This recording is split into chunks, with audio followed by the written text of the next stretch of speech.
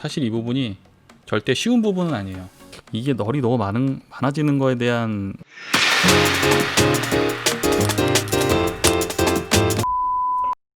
안녕하세요, MY입니다. 오늘은 카메라에 관련된 팁입니다.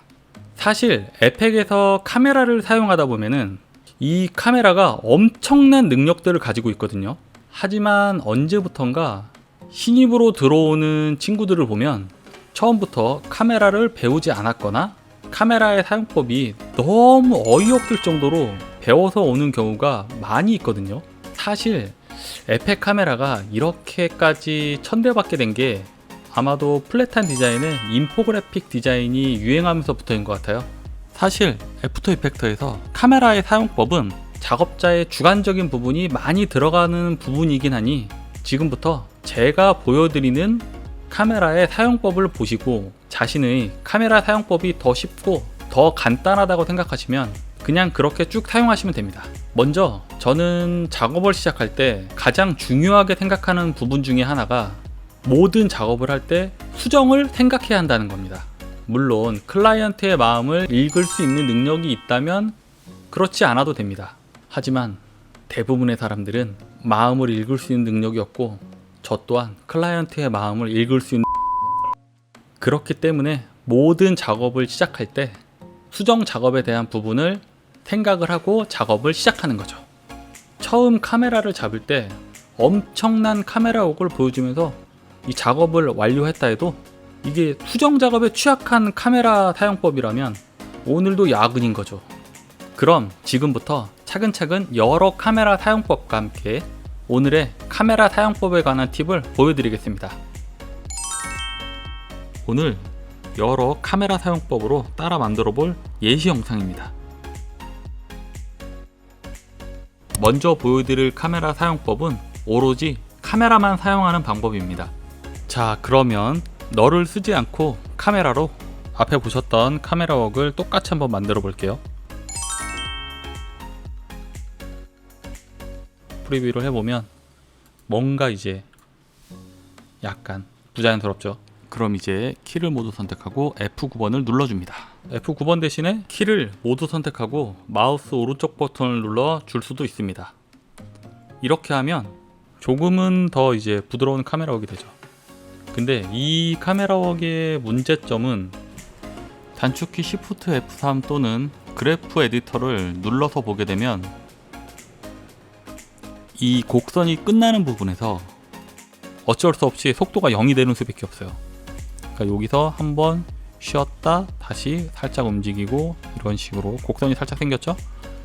여기서도 가고 또 속도가 0이 됐다가 다시 속도가 들어가는 한 1 정도 이나 속도가 됐다가 다시 또 들어가고 하는 이런 식으로 해서 이 연결 부위의 속도가 약간은 이제 부자연스러운 느낌을 줄 수가 있어요.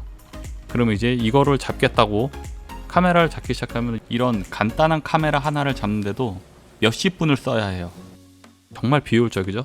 그리고 이제 뒷부분에 이제 카메라가 빠져나오고 360도 돌아야 되는 부분이 이제 있어요. 이제 아까 잡았던 거 보시면은 이 부분인데 나오면서 한 바퀴 돌죠. 그리고 자리를 잡는데 카메라가 보시면 이 카메라를 이쪽을 보시면 한 바퀴 돌면서 플레이 모션을 카메라가 한 바퀴 돌죠.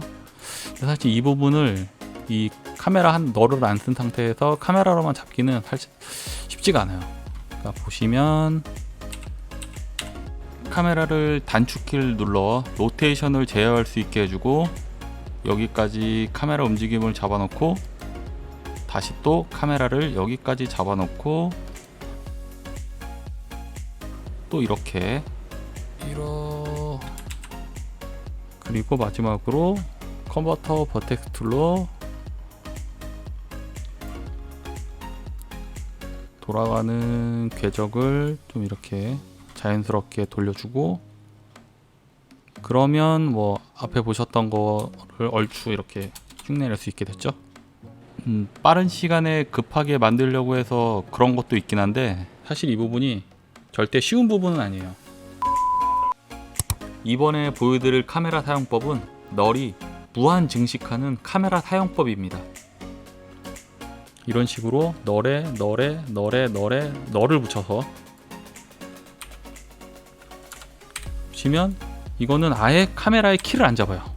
아예 카메라의 키 값이 없고 널로 카메라에 널을 묶어서 살짝 들어가는 키를 잡고 또 거기서 줌아웃 되는 키를 또 잡고 또 거기에 또 널을 붙여서 살짝 움직이는 선행 모션을 잡고 거기에 또 널을 붙여서 줌인 되는 키를 잡고 거기에 또 널을 붙여서 선행 운동되는 선행 움직임이 있는 키를 잡고 거기에 또 널을 붙여서 줌아웃 되는 키를 잡고 거기에 또 널을 붙여서 빠지는 키를 잡고 빠지는 키 중간에 또 널을 붙여서 로테이션 키를 잡고. 근데 이게 보시면 꽤나 자연스럽게 키가 잡히긴 해요. 보시면. 근데 널이 너무 많잖아요. 보시면 널이 너무 많아요.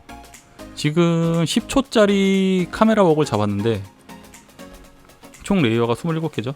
그 중에 9개가 카메라하고 카메라 널이에요. 그리고 이 카메라 사용법의 가장 큰 단점은 이 널에 널을 붙이다 보니 이 널의 위치를 항상 신경을 써줘야 되는데 이런 식으로 널의 위치를 널에 널을 붙이는 위치에 신경을 잠깐이라도 안 쓰게 되면은 만약에 수정으로 4초 부분에 모션이라는 글씨를 안 부딪히고 가라. 그럼 이제 요 널인데 지금 카메라는 여기 있는데 널이 여기 있죠? 그러니까 이거는 널에 널을 붙일 때 항상 새로 붙이는 널이 카메라 이 전면부의 위치에 있는가 뭐 그런 것까지 계속 신경을 써줘야 돼요. 뭐 그런 게 상관없다면 뭐 이런 식으로 베지어를 만들어서 뭐 해주는 건 상관이 없는데 이런 식으로 널과 카메라의 위치가 좀 떨어져 있다? 그랬을 때는 이제 제어하는데 어느 정도 애로사항이 사실 좀 있죠. 그래서 이 널의 위치에 대해서 계속 신경을 써야 된다는 게 단점이고, 그리고 널의 숫자가 너무 많아진다. 10초 잡는데 벌써 널이 8개. 근데 만약에 이게 30초 원카메라라고 치면은 산술적으로 널만 거의 30개란 소리예요. 그러면은 작업에 사용된 오브젝트가 다 해서 17개인데 널이 30개다. 이게 저는 잘 모르겠어요, 사실. 이 방법으로 하는 분들을 제가 봤을 때 이게 널이 너무 많아지는 거에 대한 우려가 좀 있어요. 이번에도 널로만 카메라를 잡는 방법이긴 한데 일반적으로 학원생들에게서 많이 나타나는 카메라 사용법인데 이제 이것도 카메라에 아예 키를 안 잡죠. 그리고 이 카메라에 널을 붙여서 이 널로 X, Y, Z축을 다 잡는 거야. 아예 널로만 포지션 값 여기서 다 잡고 그 다음에 뭐 이렇게 살짝 움직이는 선행 동작은 또 이 널에 널을 붙여서 잡고 이런 식인 거죠. 근데 이게 뭐 모든 동작을 다 흉내낼 수 있어요. 모든 동작을.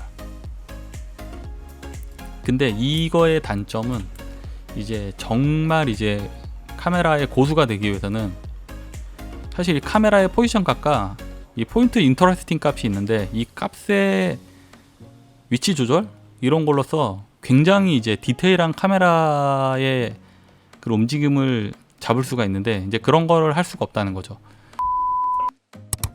옛날 어린이들은 호암, 마마, 전쟁 등이 가장 무서운 재앙이었으나 현대의 어린이 또는 어른들은 무분별한 불량 유튜브 강의를 시청함으로써 비행 영상 제작자가 되는 무서운 결과를 초래하게 됩니다. 다음 편에서는 제가 사용하는 추천 카메라 사용법에 대해서 보여드릴 테니 구독 및 알람 설정하셔서 놓치지 마세요.